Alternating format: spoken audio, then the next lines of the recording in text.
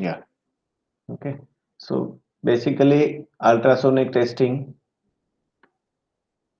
and its content is according to this. The course content is, we'll start with the basic principle as we usually do it. The physics of sound. Here, the physics part is very much bigger than other methods. The largest part, almost 2 days or so, we will be dealing with physics part because it has characteristics of sound, behavior of sound at interface, passage of sound through material, generation and detection of ultrasound, and pulse and its characteristics. So this is what is all about the physics of sound in half of the ultrasonic testing. Okay. Thereafter, we will go to, once we know the generation and detection methodologies, then we can go to next part, that is equipment. And once we do with different controls and systems of the, yeah, you are not getting sound.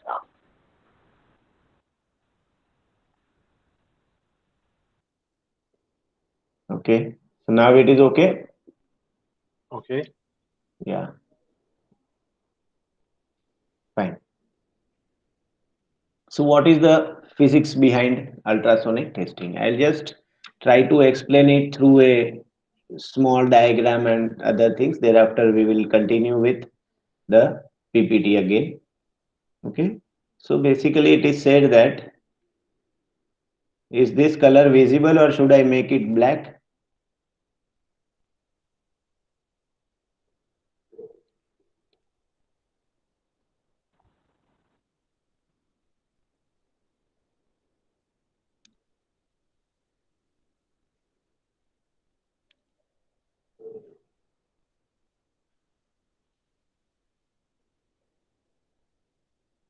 Is this color visible properly or should I make it No, no, black? visible for me, no problem. Okay, fine. Okay. So the first thing that we must keep in our mind is sound travels with some specific velocity in a material. That means velocity of sound changes with material. This is another part of the statement that we can read. One more, we can read it as velocity of sound is constant in material, that is considered material, in one material. Okay, for material considered to be testing material, velocity is constant, right? Suppose we have a vehicle and it is moving with a velocity of 2 meter per second, and we have a path of say 2 meter, sorry, 20 meter. Okay, and we leave this vehicle to travel on this path, and this vehicle travels and comes back to the position, what will be the time required? Can you calculate the time? Yes, 10 Yeah, seconds. how much? 10 seconds for going, 10 seconds for come back again.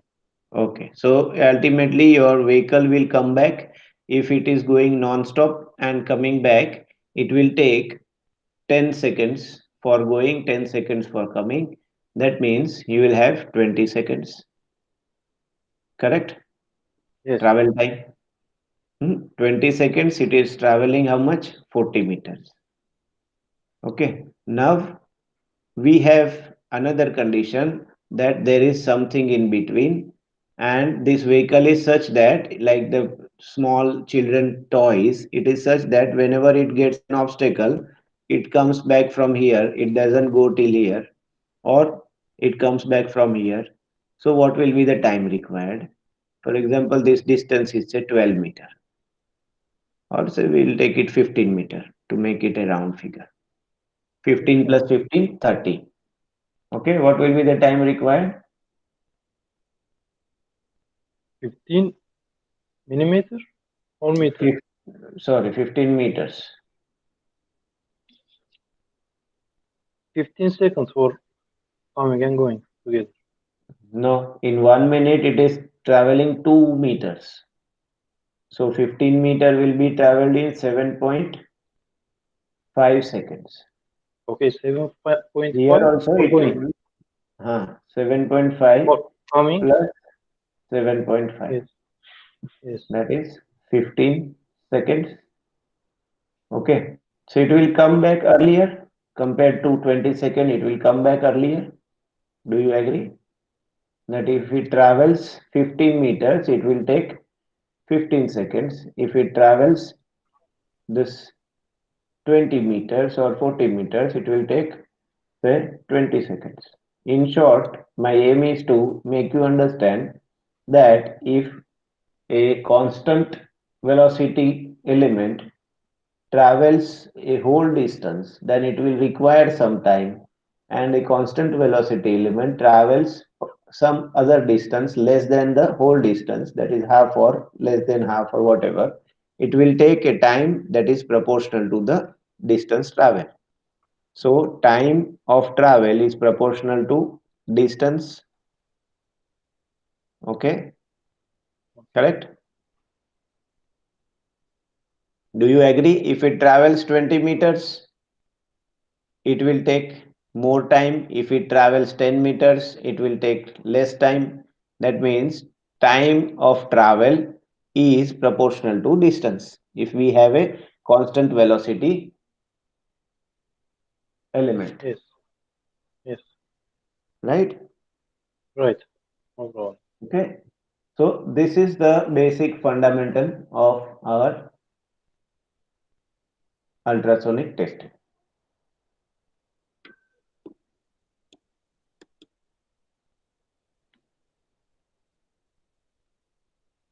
So what does ultrasonic testing state? It says that if there is a sound generator and sound is sent into a material of thickness equal to x or t, whatever you want, then sound will travel from one end to another end and it will come back again, and this generator receiver will receive the sound and it will generate a pulse whenever it gets the sound back. Okay, this first pulse and this is the last pulse, or we time being we are calling it second pulse. Okay, so first pulse is for sound moving into the material, and second pulse is when sound is received back from the material. So this distance is proportional to the thickness of the material. Okay, now Okay, in case there is a discontinuity over here or some defect in between, there is some defect in between, then the sound will get reflected from this location, and same as that we had in our case, we will have a proportional echo distance which will be having a distance less than the total thickness. Okay, so this is okay, the principle of ultrasonic testing, that sound travels through a material and it comes back from the opposite surface. So whenever sound hits a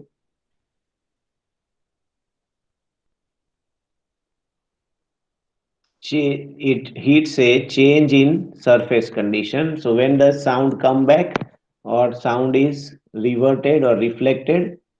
Sound is reverted or reflected at the junction of sound gets reflected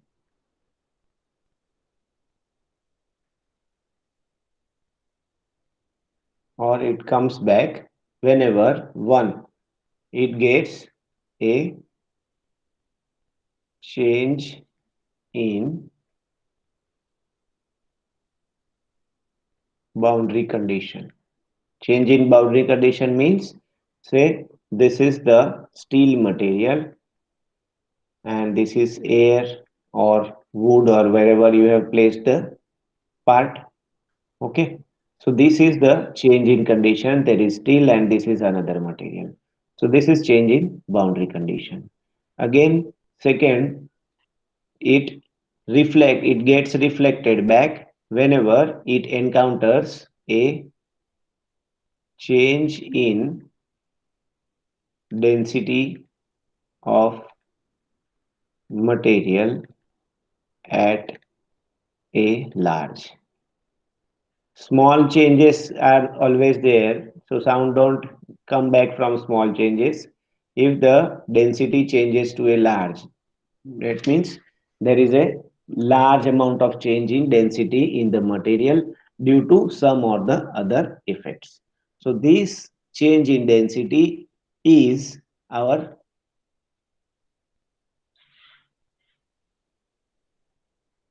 discontinuity. Okay, Okay. correct. So this is what we have as a part in ultrasonic testing.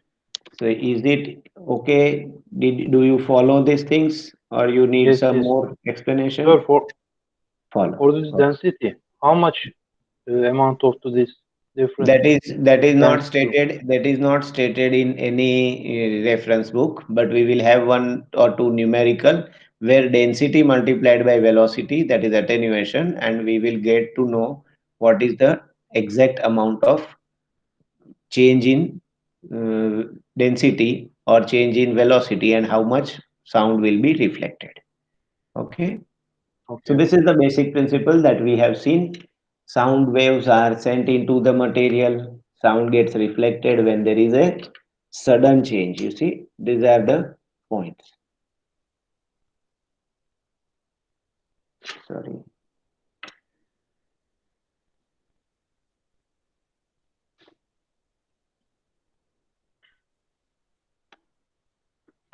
So sound gets reflected whenever there is a sudden change in material. That means back surface or defect. Sudden change means what? You will have a large amount of change in density. Since the material changes, density will change.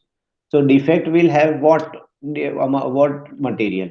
What will be the material in defect? Say this is a defect.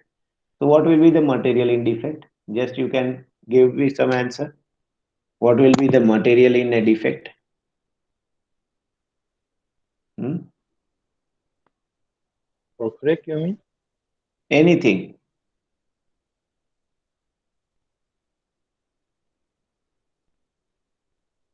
Any discontinuity will be having air or slag or some oxides. These three are the defect elements. What are the different defects that you observe in a plate or in a weld? Porosity, laminations, slag inclusion, or inclusion of some foreign bodies, foreign material. So these are the materials present in the defect or discontinuity. All these materials will have a very large amount of change in density compared to the density of steel. What is the density of steel? 7.81. We take 7800 kg per meter cube, correct? Yes, yes. Okay, that is 7.8 ton per meter cube. Yes. Yeah, okay. So this is the density. What is the density of air? Almost 1. Slag nearly 400, 500 something. And oxides we don't know, but it will be again not near to this. It will be somewhere 800 to 2000. Yes. Okay, so these are the densities. This is the density. So there is a large amount of change in density of these materials. So whenever we have a change in density, then we get a reflection. So reflected sound is called as echo. If it is reflected from back surface, it is called back surface echo. If it is reflected from the discontinuity, then it is called as crack echo or discontinuity echo or defect echo. Right? Yes.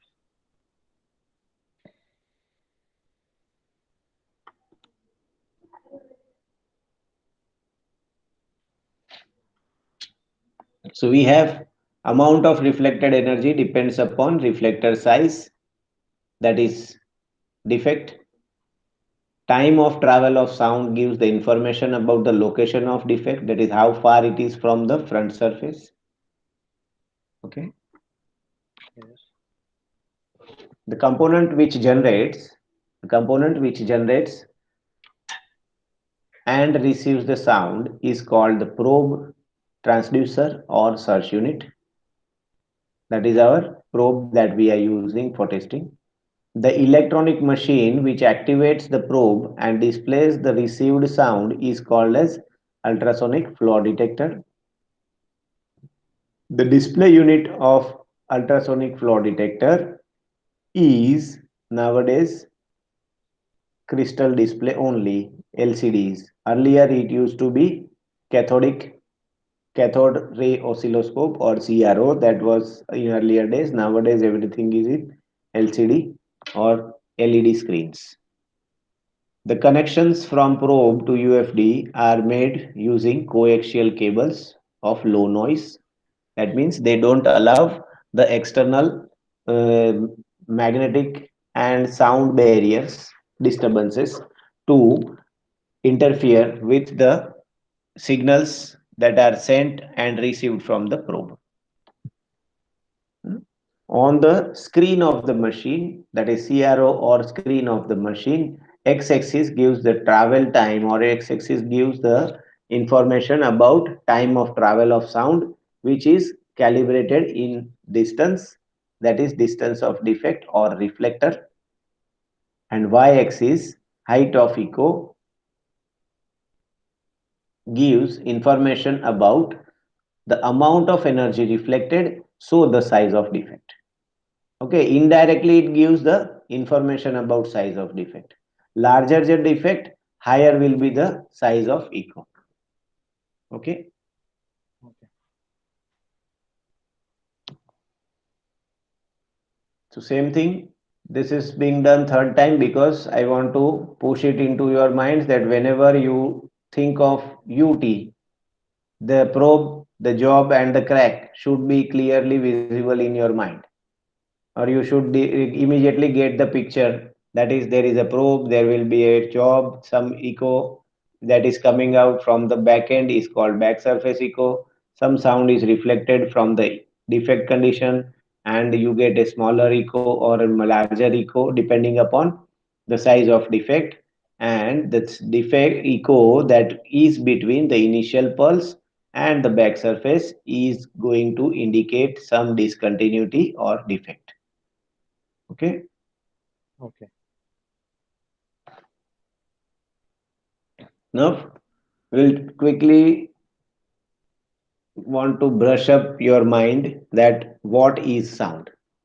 You must have studied this in your school levels, in college level somewhere. What is sound? So, sound is a mechanical vibration.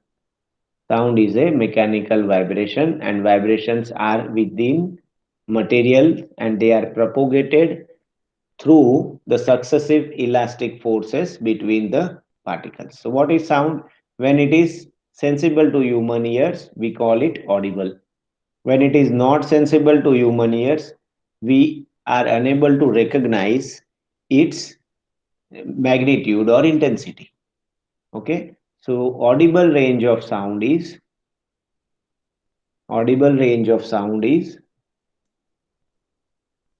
2 hertz to 20 kHz, that means less than 20 kHz. Okay, you should have a range which will be less than 20 kilohertz. And ultrasound starts from 20 kHz kilohertz and it goes up to increasing mode up to say 30 or 40, or it may be few megahertz, 20 megahertz, 30 megahertz. So this is audible range. Anything below this is called infrasound. Anything above this is called ultrasound. Okay. So we are going to deal with ultrasound. That means it is sound that is not sensible, sensed by human ear. Okay. We cannot sense this sound. We can just imagine or see the effect that is shown to us by some electronic instruments that are capable of generating, detecting such large frequency vibrations. Right? Yes, yes.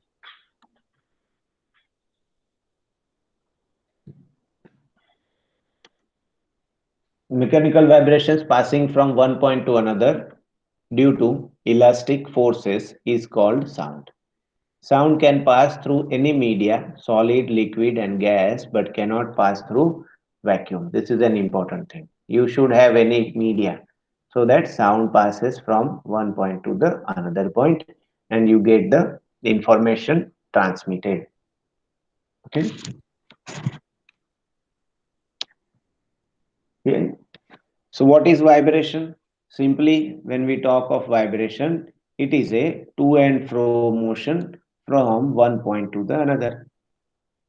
It is a true to and fro motion and very much classical thing that we have, you must have studied in your school level, that is pendulum.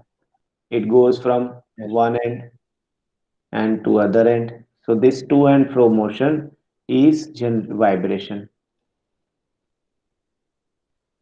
vibration. If it does not get hit any of the barriers, then it will keep on moving and after some time it will come to rest. That means sound is a vibration with to and fro motion and its energy is constantly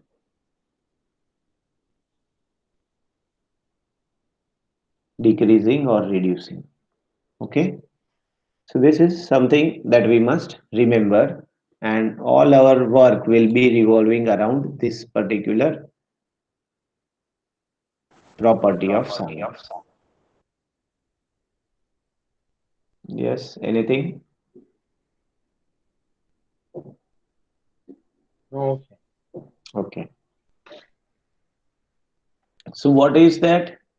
Characteristics of sound. Amplitude denoted by A is the maximum vertical displacement from mean position and its unit is either in mm, micron or whatever. It gives us information about the energy level and energy level is proportional to amplitude or area square. This is not amplitude, this is area. That means amplitude is proportional to area square, or simply because we consider this as a circular area, so this area will be d square and amplitude is proportional to d square. Okay, if we consider a circular component. Is it depends on the probe? It depends on probe, but most of the times we consider that material and probe are constant, then the echo height or amplitude only depends on the size of reflector or discontinuity.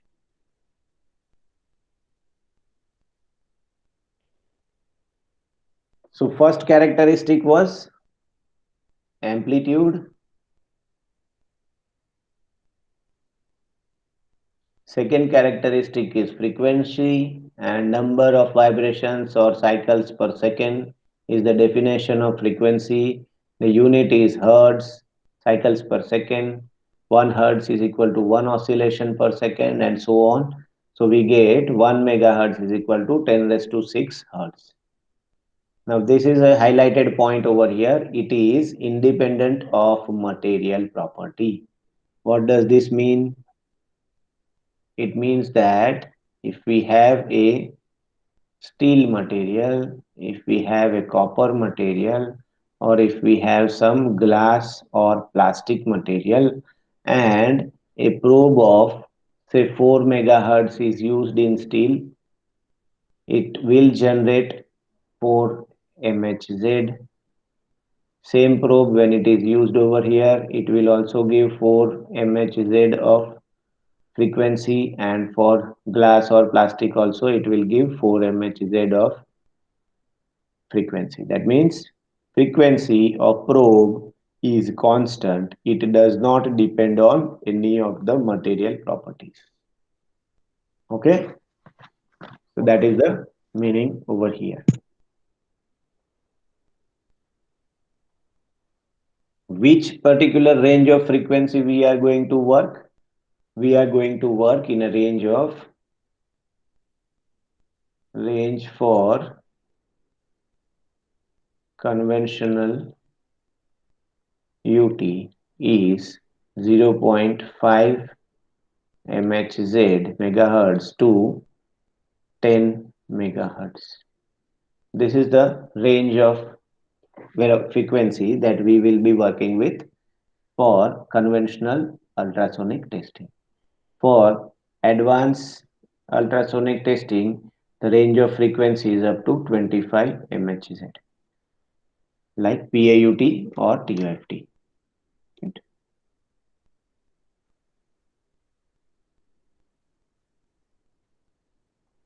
What you should remember, this point. It is independent of material property. Next is period.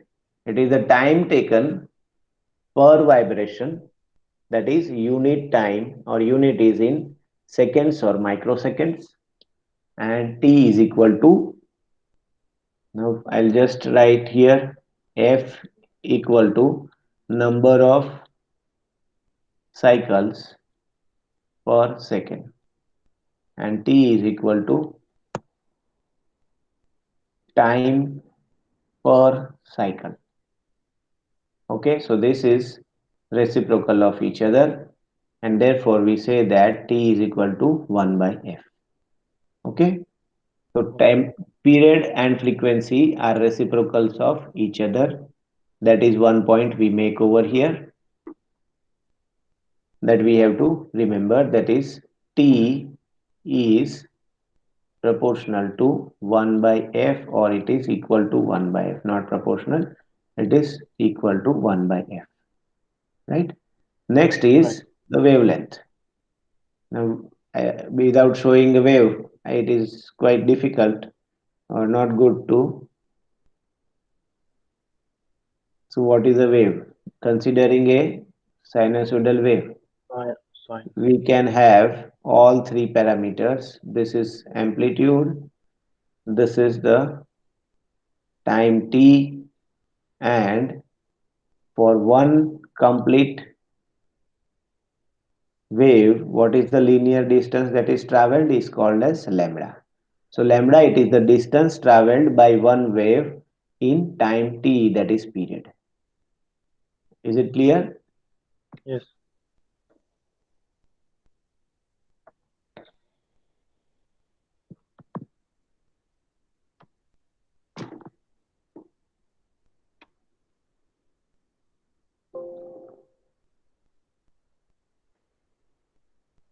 So I'll just try to draw a sinusoidal wave over here.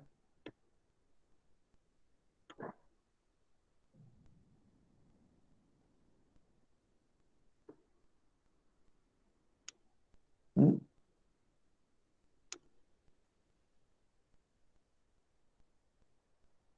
correct. Yes. So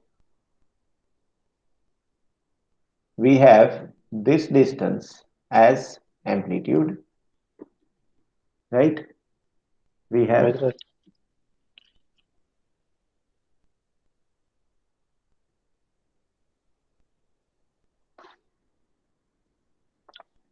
this distance, that is from front end to No. the end. This is called as time t, that is in either in second or in millisecond or microsecond, right?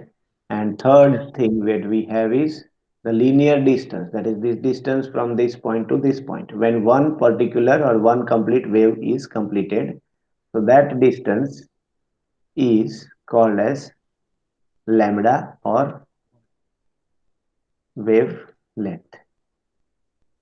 Okay, this is the condition. Now we'll have one more wave. So this wave is having some smaller or shorter.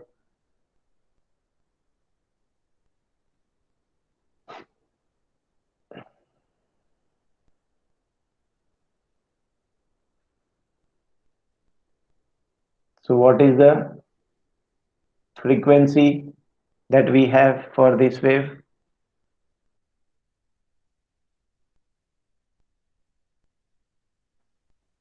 Frequency is high. Frequency is high. That means it is doing two times in the same time. Yes. This is being done two times in same amount of time. Okay. So now in this case, what will be the value from this point to this point? What is this value? This will be Smaller. lambda. Lambda. Okay. 1, say we And call it lambda 1. This will be lambda 2. Okay.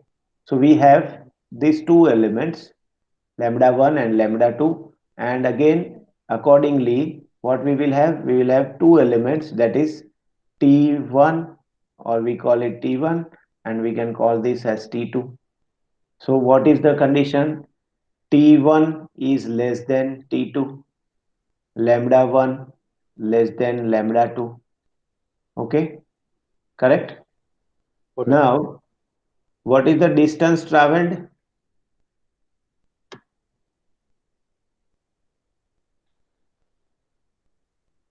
Distance traveled is equal to lambda wavelength. This is the amount of distance it travels, no, in one wave. So in one wave, we get a distance of lambda or lambda 1. So for wave number red wave, we have distance Sir, traveled is equal to lambda 1 for 1, for 2. sir, T1, which one? The second. T1 is this one, Okay. T1 smaller. Okay. T1 corresponds to lambda 1 and T2 corresponds to Mm-hmm. lambda 2. Okay, so this is Okay. lambda 2 for blue. For red wave, Okay. T1. For blue wave, T2. Right? Okay. Now, if we say distance divided by time, what is that? Velocity. Velocity. Right? So we can write from here. I'm going over here because there is less space. I'll just go over here and I write over here that V is equal to lambda divided by T. Then do you follow? Yes. Lambda is the distance traveled and T is the time required. Yes. Correct? Okay. Again, what we know that T is equal to 1 by F frequency. So we can write V is equal to F multiplied by lambda. Yes. Okay, so this is a very important equation that you must remember, and that is Okay. called as V is equal to F into lambda. This is the most basic equation but very important, and you should remember this equation. This will We will use this equation for understanding what is the frequency required for testing. Okay. Okay.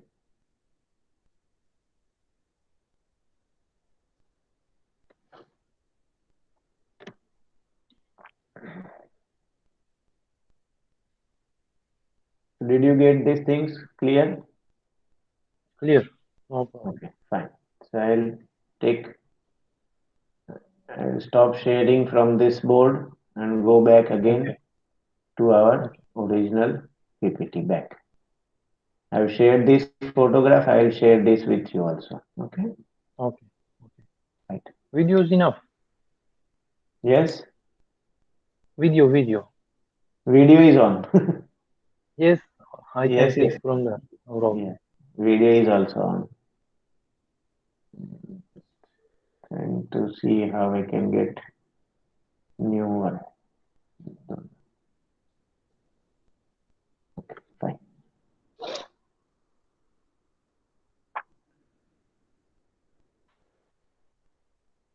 Equal to f into lambda. This is the basic equation. So the thumb rule for selection of frequency is,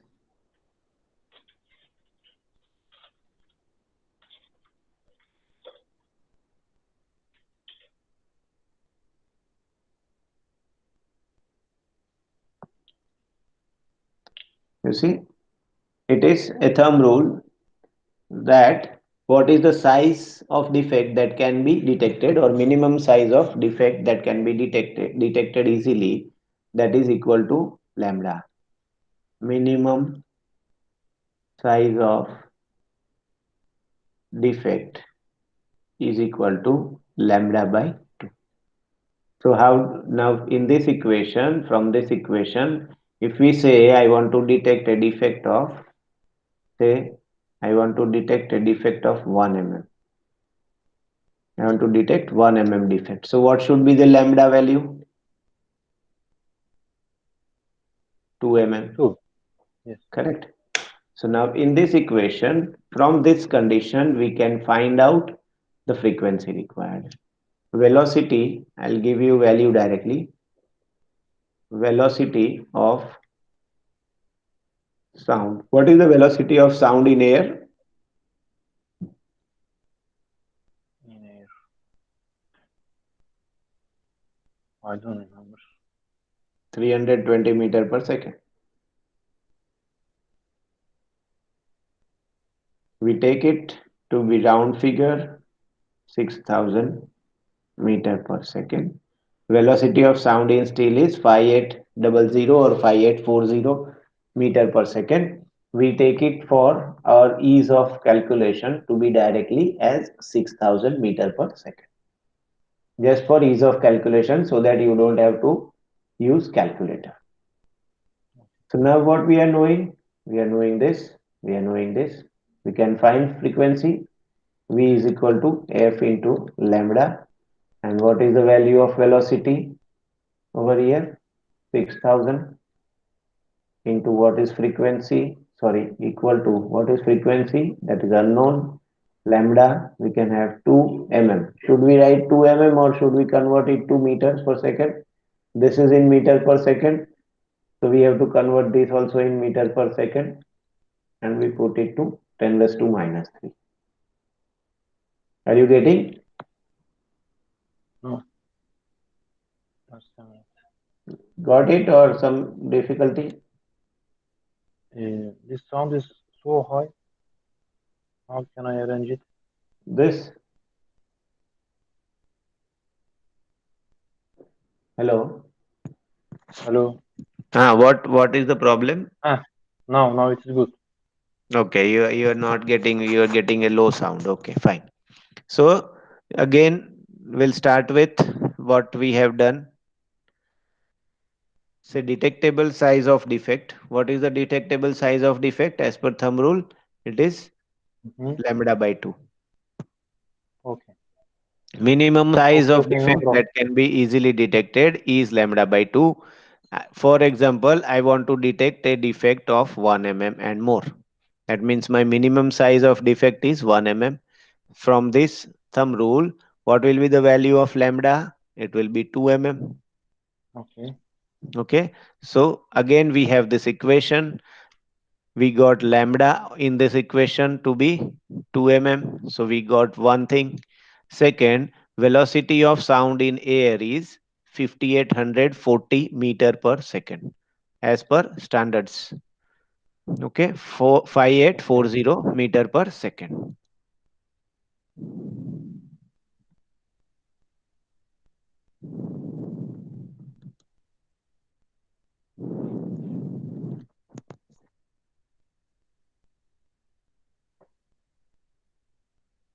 5840 meter per second. This is the book value, Okay. right?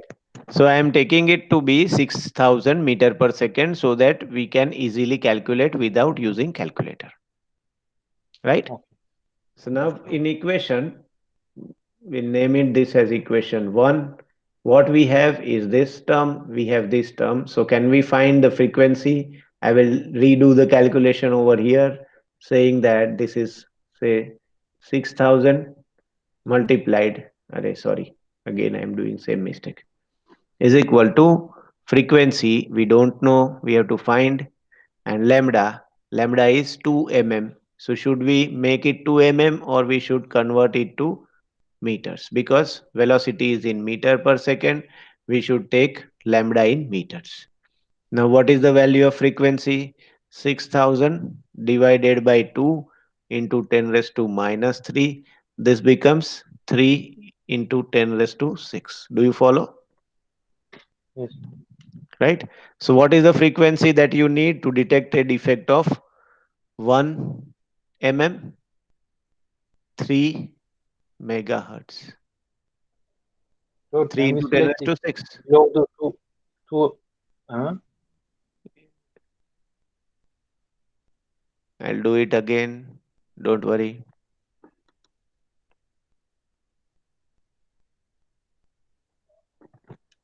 Okay. We have the basic equation.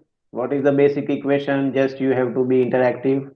V is equal to F into lambda. What is V? Velocity. What is F? Frequency. And what is lambda? That is wavelength. Correct? Yes, Hmm? correct, no problem. Yeah. So thumb rule is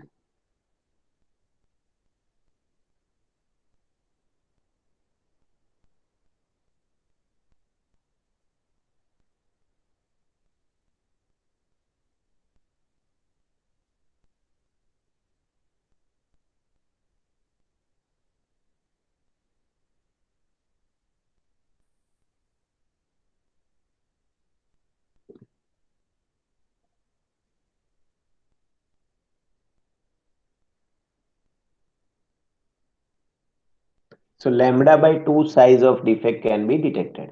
If it is less than lambda by 2, it cannot be detected. Okay. So now we get a condition lambda by 2. Now we have an example,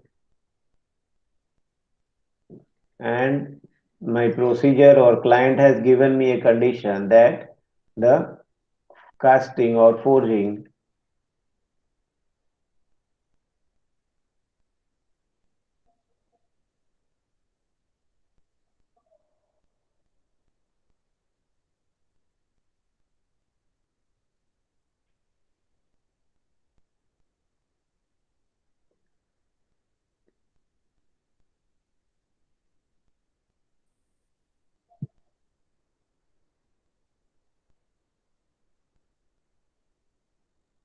1 mm and more.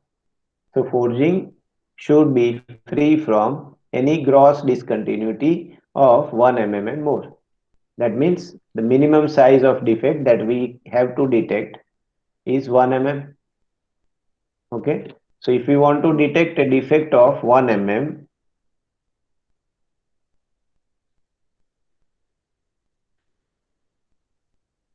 that is equal to this value, lambda by 2. Do you follow? Yes. Hmm? So Yes. from this, what is the value of lambda? 2 mm. If lambda by 2 is 1 mm, lambda will be equal to 2 mm. For example, this quantity detect Hmm. 4.5 mm. Hmm. What should we do? You should take very low frequency or any frequency probe will do. This is for more precise detection, smaller size detection. Say I want to detect a 2 mm defect, then it will be equal to lambda by 2. So your lambda will be equal to 4. Hmm. If you take lambda equal to 4 and we have the velocity, that is v still equal to approximately 6000 meter per second, and lambda is equal to 4, then this is mm. Therefore v is equal to f into lambda. You can use this equation. What you will get is 6000 multiplied equal to f multiplied by 4, so into 10 raised to minus 3. So f is equal to what? 6 divided by 4 into 10 raised to 6. 10 raised to 6, that is 1.5 megahertz.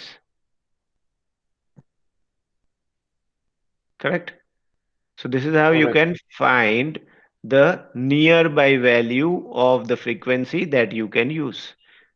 Nearby value of frequency that you can use to detect the required size of defect.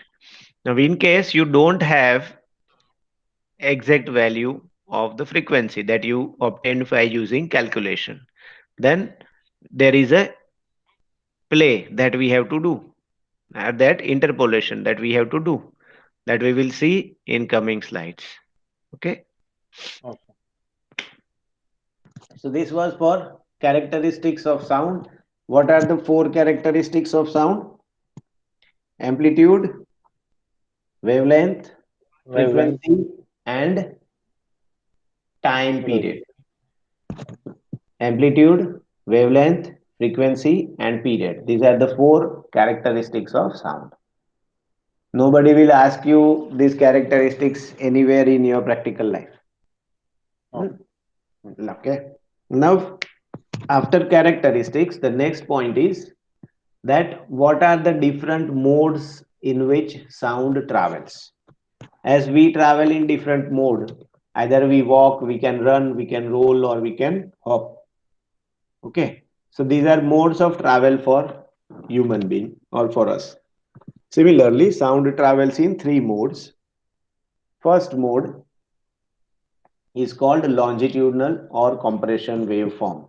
In this type of waveform, your motion is along this direction, vibration of particles is along this direction, and overall your wave band also moves in forward or reverse direction. That is, particle motion as well as the wave motion are in same direction. Therefore these are called as compressive waves or longitudinal waves.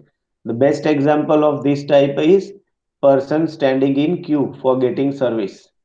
We have number of people standing in queue for getting service, right? So all are, these are particles, and the direction in which they are getting the service is the waveform motion. Okay, so when sound travels in this form or in this mode, it has highest velocity in a particular material. Okay, it has maximum velocity among all modes. That means like running, it runs with this type of motion, that is called as longitudinal wave. Okay, second type of wave motion mode, that is mode of travel, is transverse or shear wave. Now what is the element or importance of this type of motion? That say we want to go in this direction, then the particles are having a motion in a perpendicular direction, like we are moving a, these are the obstacles and a person travels in zigzag fashion. This is the transverse wave. So they are moving, rotate, they are oscillating in this direction, and the waveform moves in linear perpendicular direction. Therefore, the particle motion and the waveform advanced motion are perpendicular to each other. So it is called as transverse motion or transverse wave. What is important in this part is that you must remember that sound travels at a speed almost 50%, almost 50% of that when it was traveling in longitudinal wave. So Vt is zero point 0.5 VL, that is velocity of sound in steel. 6000 is the velocity of longitudinal wave. If we say sound is traveling in a transverse mode, then the velocity will be approximately half the sound velocity in longitudinal fashion. Do you follow? Yes.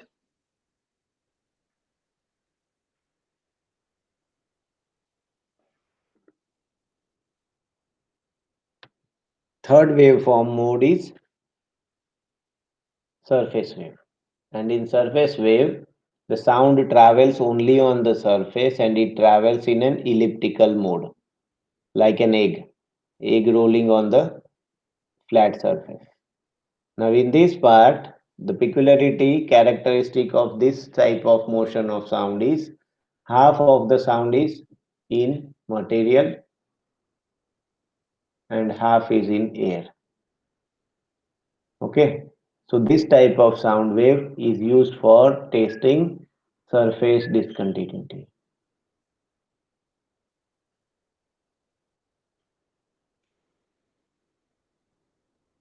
So if somebody asks you somewhere, the most important or thing that you must remember is, if somebody asks you at some point of time whether UT can be used for detecting surface discontinuities, your answer should be yes, only with surface waves. Yes, only with surface waves. Okay, that means if somebody asks whether surface defect detection is possible using ultrasonic testing, the answer is yes, but then again with that yes you should put a additional information, and that additional information is using surface waves only. So what happens is, particle has elliptical motion, intensity of sound drops, that is energy is lost to 4% when it travels a depth of 1 lambda. What is lambda? We have seen earlier. Lambda value is nearly 2 mm, 4 mm or so. So up to 1 lambda it can travel in the surface. Thereafter the waveform energy is such low that you don't get any signals back from that point. Okay, and velocity of Rayleigh wave or surface wave is zero point 0.9 or 90% the velocity of transverse wave. From where does it get reflected? It gets reflected, just a minute. Hello. It gets reflected from,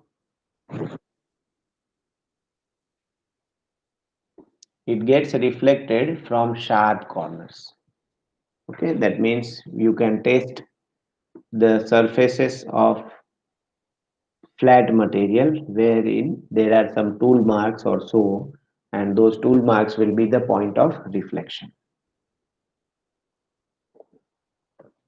This is the fourth type of wave. It is not used for testing purpose and it is a complex motion. Only laboratory experiments are done on this type of wave. Just to give you a information that there is also this type of wave, I have included this. You can see this slide. I'll just stop audio for 2 minutes.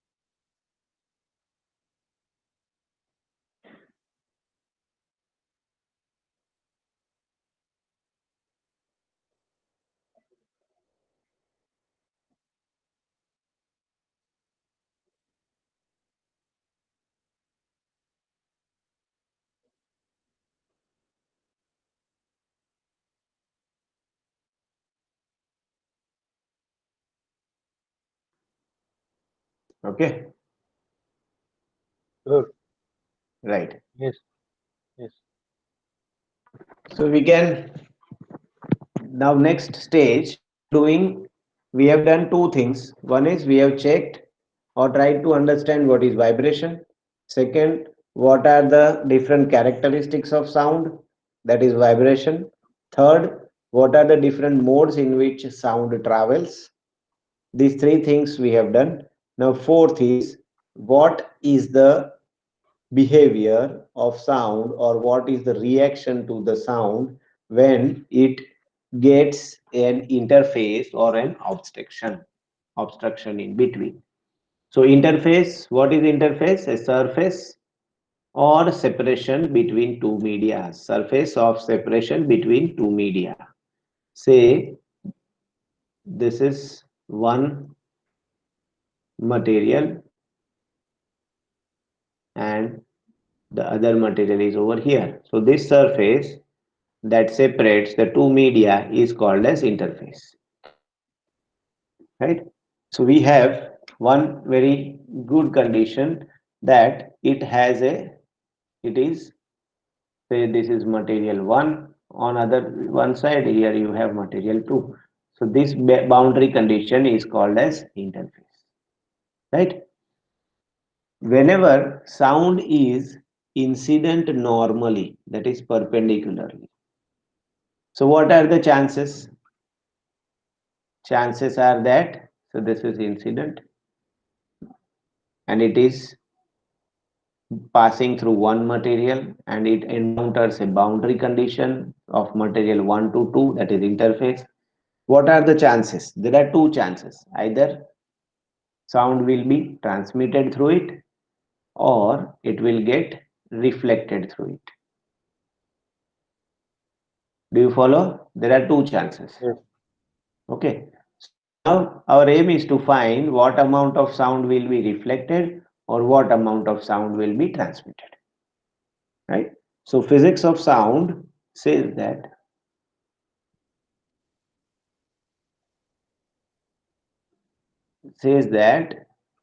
Z, that is acoustic impedance, is responsible for deciding what amount of sound gets reflected or what amount of sound gets transmitted. And what is Z? It is velocity of sound in this material multiplied by density of this material, right? So this is Yes. called acoustic impedance.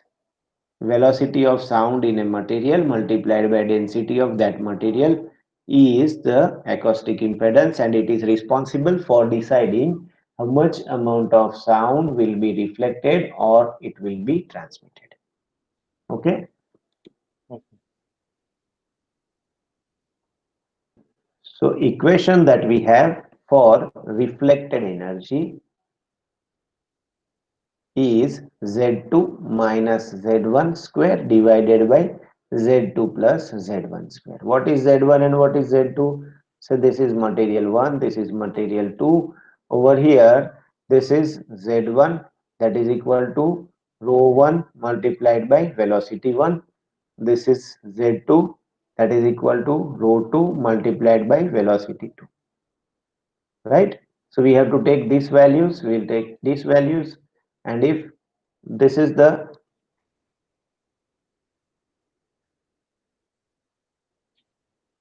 total energy, incident energy, then we want to find what is the percentage reflection and what is the percentage transmission. So we Okay. have to use this formula. This is RE, means reflected energy. So we get reflected energy is equal to Z2 minus Z1 square divided by Z2 plus Z1 square, and so we get the reflected energy. So total energy minus reflected energy is equal to transmitted energy.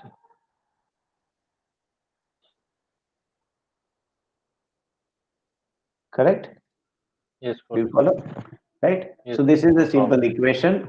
You need to know this not for testing purpose but for physics purpose and for further information why do we use couplant, what couplant should be selected, and how the things are done if you are going to prepare a procedure for ultrasonic testing at your works.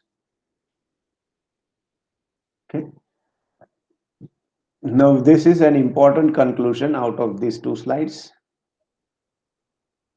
Amount of energy reflected increases if the difference between Z2 and Z1, that is acoustic impedance difference between two material, increases. This was the first thing in first two slides I had stated, that sound energy gets reflected if there is a large amount of density difference.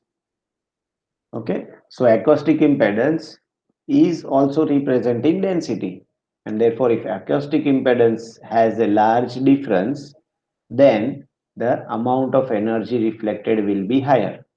If acoustic impedance difference is low, amount of energy reflected will be very low.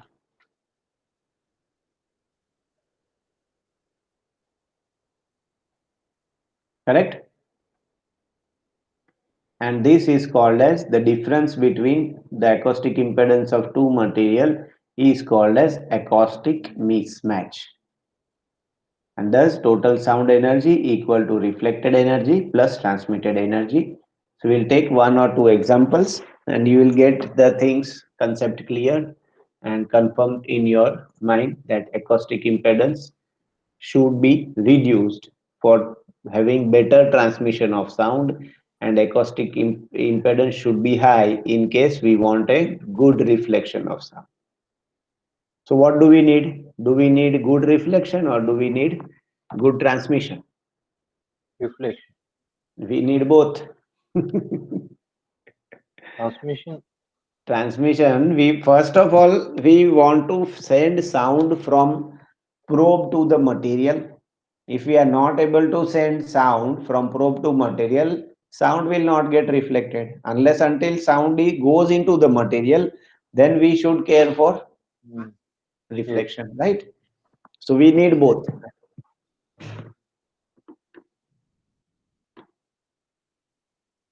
So this is the reason why reflected energy of air to any material is approximately 100%. That is, if there is air gap between the probe and the material, all the sound that is coming from the probe will be reflected. It will not go into the material. Therefore, sound will not enter the material from probe because of air gap. Therefore, a thin layer of couplant, liquid or semi-solid is applied on the surface. So couplant or semi-solid becomes a barrier and it increases the transmission of sound from the probe to the job or your element that is under testing. So purpose of couplant is to improve the efficiency of transmission or sound pass the sound through the interface. Correct? Correct. Yeah. Now next is angular or oblique incidence. What we have seen earlier is normal incidence. What is the difference between angular and normal incidence? I'll just stop this and I'll go to that another media, presenting media.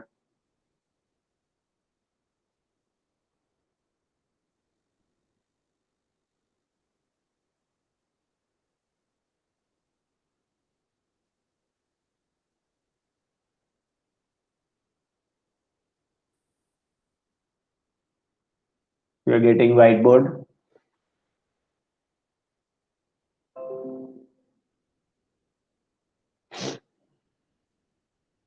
So I'll put it as normal incidence.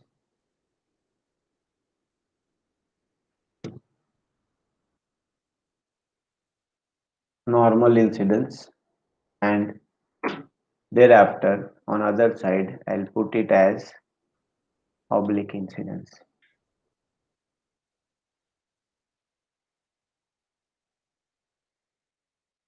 oblique incidence. So these are the two types of two methods or by which sound can be sent into the material.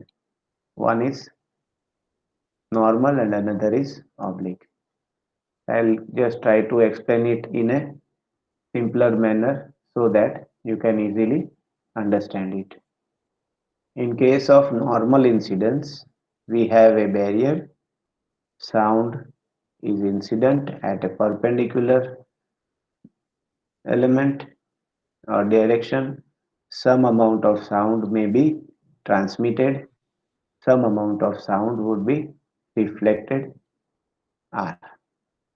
Okay, so amount of sound energy reflected or transmitted depends on Z, that is acoustic emission at acoustic impedance, which is the product of density multiplied by velocity of particular say material 1 and material 2, and this is Re, that is reflected energy. It is given by Z2 minus Z1 square divided by Z2 plus Z1 square.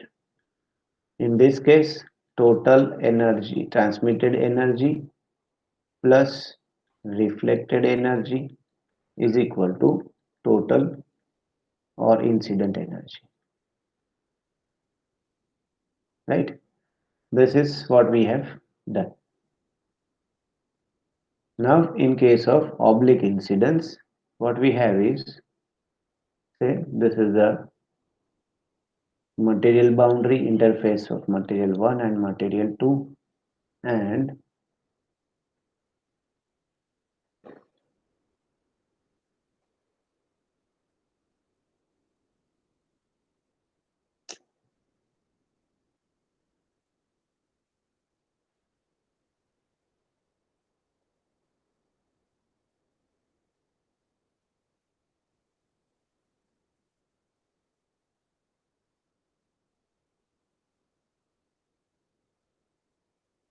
okay, so this is the interface perpendicular line normal to the interface line, and sound is incident at certain angle. Okay, sound is incident at certain angle, say I, theta I. So what are the possibilities? Now, some amount of sound will get reflected, say theta R. Some amount of sound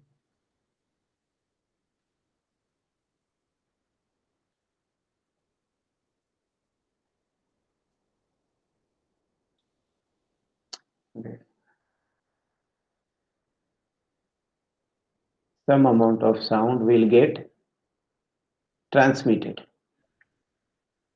So it will go along this line. Now this is the line which should be followed by the green line, because sound is coming along this angle and it should pass through. But what we observe in practice is we get a direction which is slightly different than the line of transmission, line of incidence, and this angle we call it say theta 2 or theta 3. So theta 2 is called as refracted angle. Okay, so now this newer part that is coming, incident and reflected are there, but when the sound crosses the boundary at an angle from one material to another material, it changes its direction on in the transmission, and this changed direction sound is called as refracted sound. Okay, so this is for oblique. Do you follow this? Yes. Okay, so now here we need to understand one concept. I'll change the slide. Do you have any problem or do you need to understand something more out of this slide? So what I'll do is,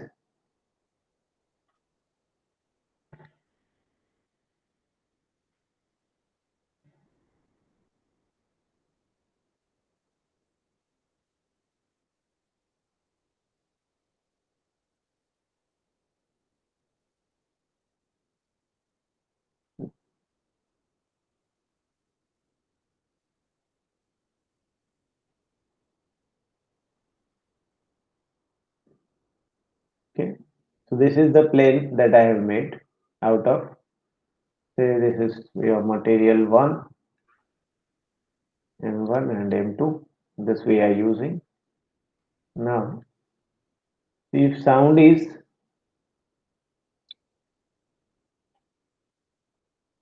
incident from this side at an angle say theta I, it gets reflected along this angle say theta R, and it gets refracted along say angle theta 2.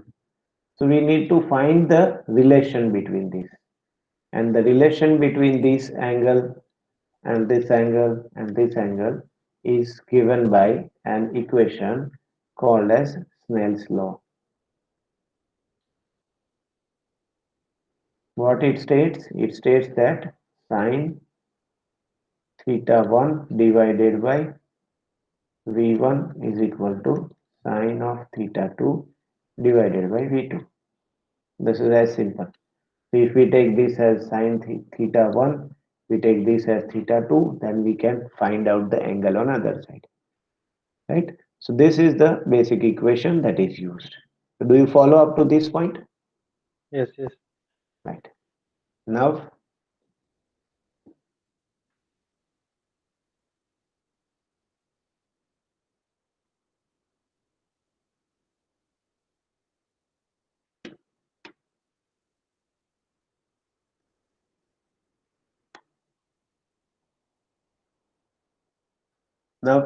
one more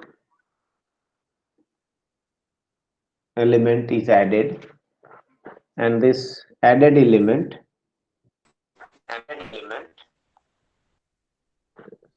anything Mihir you want to tell? No, Okay, no, no. fine.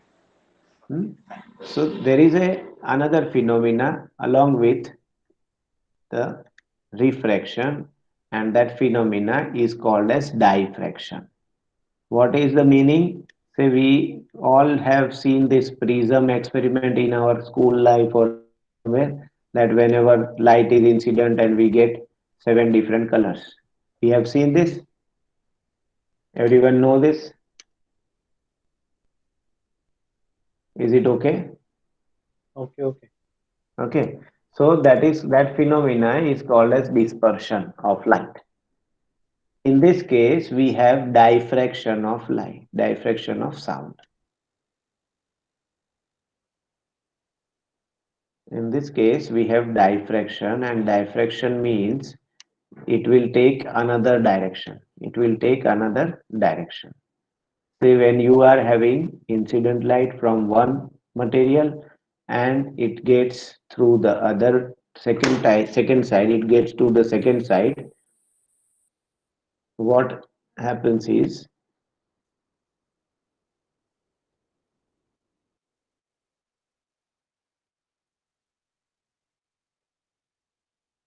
you get another directional wave, and this angle, say we are saying it to be theta 3. So when sound crosses the boundary from one material to another material in inclined condition, it gets refracted first of all, and secondly it gets diffracted, and you are having two wave forms, wave modes, and the front running wave mode is called as longitudinal wave mode, and back is called as transverse. So we have two wave modes now. When angular incidence is there.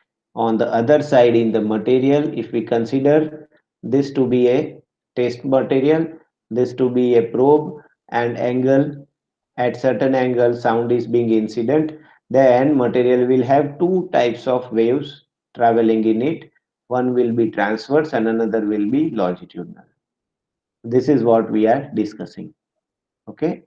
So now our problem is, if we have two waves, and what is the velocity difference? VL is equal to 2 times Vt, or Vt is equal to half of VL. This was done in earlier wave mode Yes, part, yes. right? So now what happens is, say our sound is has started from this point, and it goes to this point. Okay, there is some discontinuity or some problem over here. So one waveform will go with a velocity VL, another wave will go with a velocity equal to VT, and you will get two indications on the screen of machine. One at as soon as this VL person comes back, it will give VL indication, and whenever VT comes back, it will give you VT indication.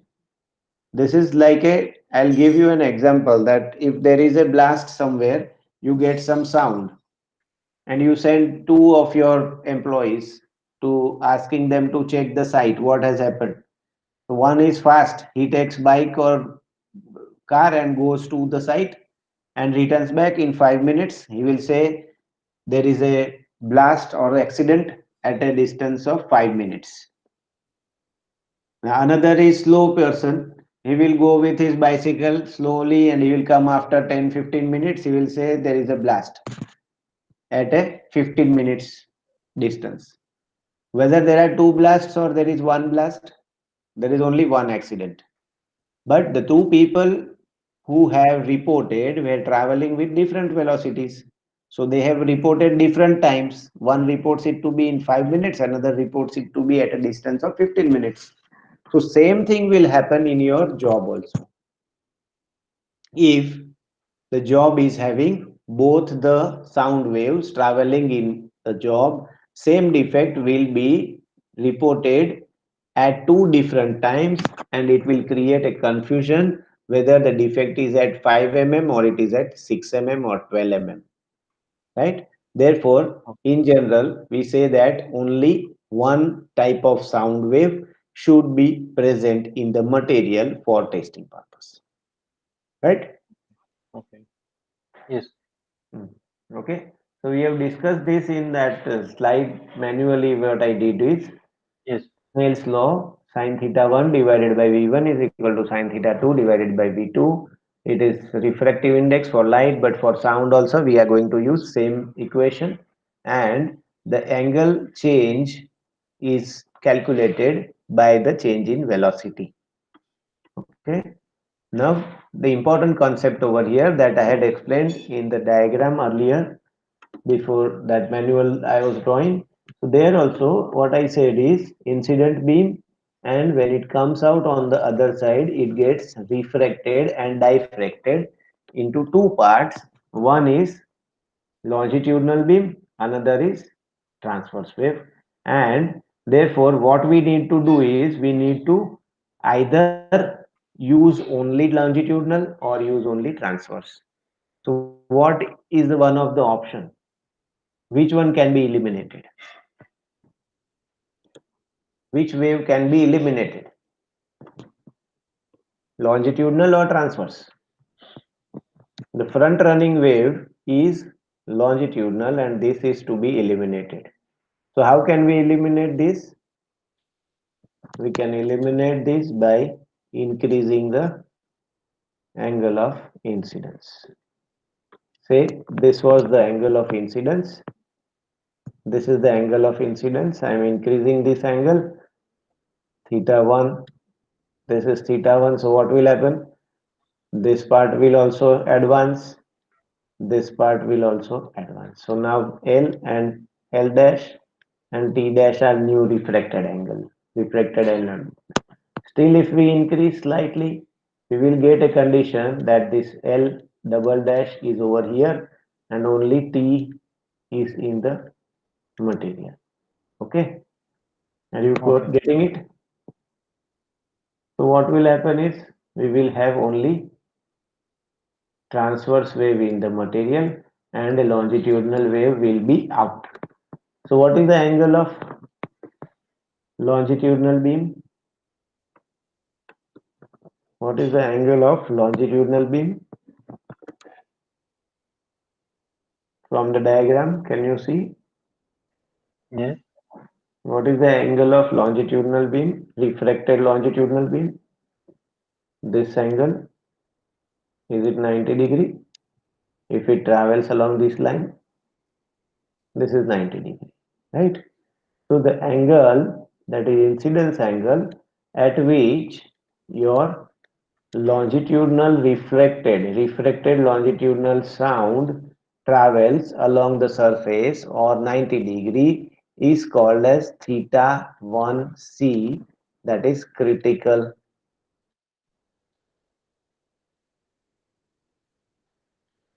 first critical angle. What happens at first critical angle? Only transverse refracted wave remains and longitudinal wave is eliminated from the material. It is not eliminated, but it is made to travel at 90 degree. Right? This is one important conclusion that we get. Okay. So the question can be, what is the condition when only transverse beam is present in the material? The condition is first critical angle. Other way, the question can be, what happens at first critical angle? So your answer should be, you have two answers. Longitudinal refracted beam travels at 90 degree. Second angle, only transverse beam is present in the material. Both are correct. Okay. So this you have to keep in mind. Now we have another condition. We are still going to increase this transverse. If we still keep on increasing,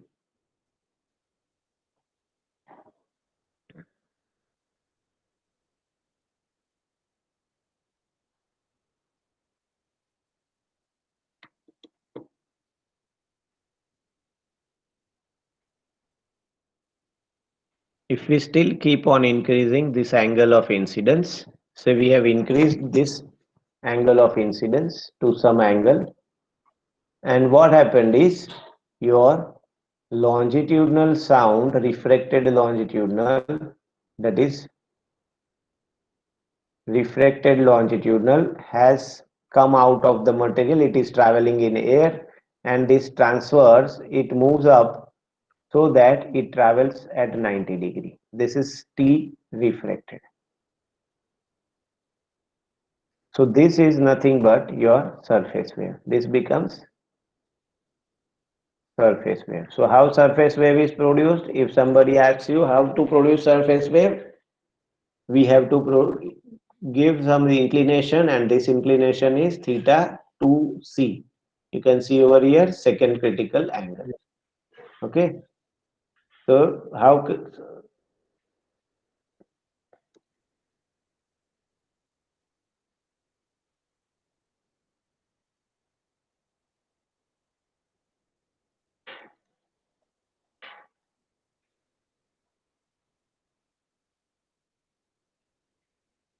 first critical angle transverse wave, second critical angle surface wave. That is what you must remember, and that will give you a good understanding out of this.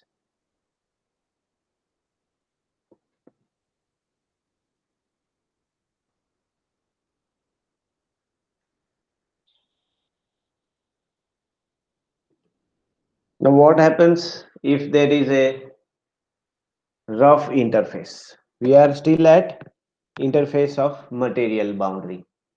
So what happens if there is a rough interface, and what happens if there is a smooth interface?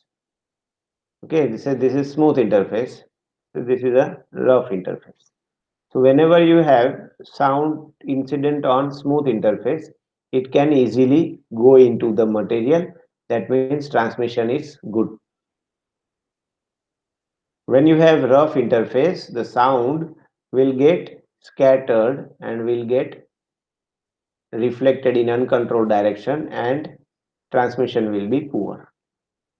So if transmission is poor, you will get less reflection. Here you get good reflection. So if reflection is good, our defect detectability is good. If reflection is not good, defect detectability is not good. So for rough surfaces, transmission is poor, so defect detectability is also poor. Here defect detectability is good. Okay. This is what you must remember from this slide. Surface finish plays an important role, and good surface finish material are definitely going to give you good result. So surface finish of test pitch should not be very rough. Example, secondary function of couplant. So C of a couplant also plays this function. If your surface is not smooth and you are using a couplant like grease or thick oil, then you are compensating this roughness by the layer of thick couplant, and so you will be getting good reflection. So we must use thicker couplant paste or thick oils for rough surface like castings and as forged material.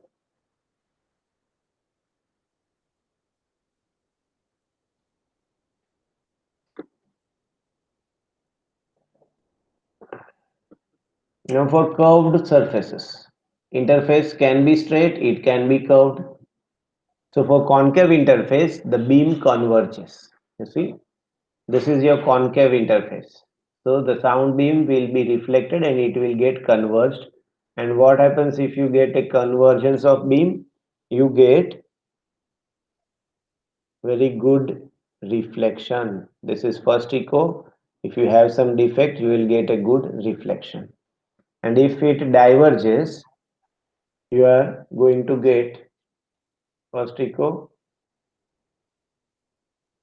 defect echo. That is poor echo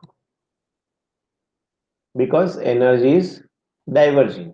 So very low energy will be reflected. Here energy is converging, so high amount of energy will be reflected.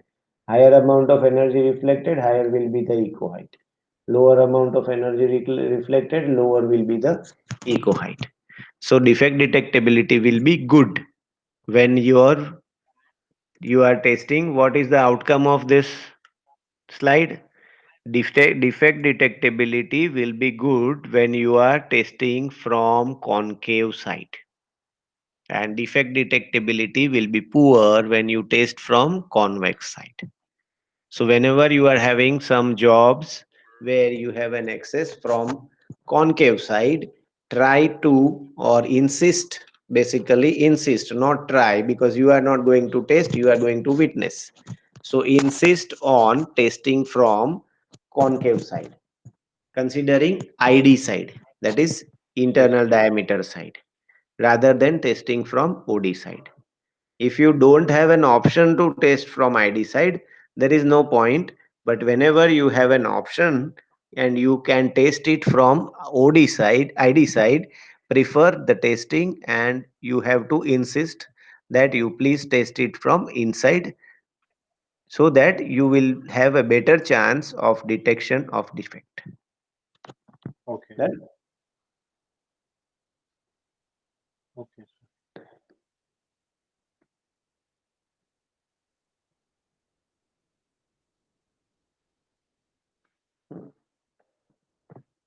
Just this will be the last slide for today. After this, we have numericals, but I think you will do numericals tomorrow. So smaller interface, energy reflected is down arrow means less. Okay, energy reflected is less. So reflected size will be reflector size, that means defect will be smaller. Therefore, it is difficult to detect the smaller size of flaw. This condition we have discussed when we discussed V is equal to F lambda equation. Here again it is coming down. So condition for detectable size of flaw. Detectable, or we call it smallest detectable. Smallest detectable size of defect. Flaw is given by lambda 2 as a thumb rule. The smallest size of flaw that can be detected is half the wavelength. From this, we get the condition for frequency selection, as the velocity of sound is constant for a given material. The equation V is equal to F lambda can be used to get the value of frequency.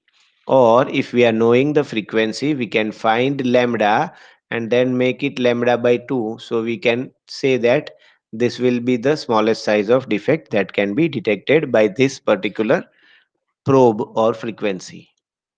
Right? Right. Okay. So there are two numericals. You can take snapshot and solve these numericals and give me result tomorrow. What is the minimum size of defect that can be detected at 2 megahertz and 1 megahertz frequency for steel and perspex? You have two materials that are under testing. So this will become, there are four problems in first problem. You will have to do four solutions. One, 2 megahertz steel, 2 megahertz perspex, 1 megahertz steel, 1 megahertz perspex. Okay. So you will have to do calculations four times. Two times for steel, two times for perspex with different frequency. Right. Yes. Second problem is find minimum frequency of the probe of 20 diameter for detecting a flaw size of 1 in steel and aluminum. Velocity of steel is 5840 that is given to you. Velocity of aluminum is 6300 meter per second. So you can find out that is total how many problems are there? 4 plus 2. 6 problems. You will give me 6 answers tomorrow. Right? Okay. Okay. You can take snapshot of this and solve the problem Okay. later on.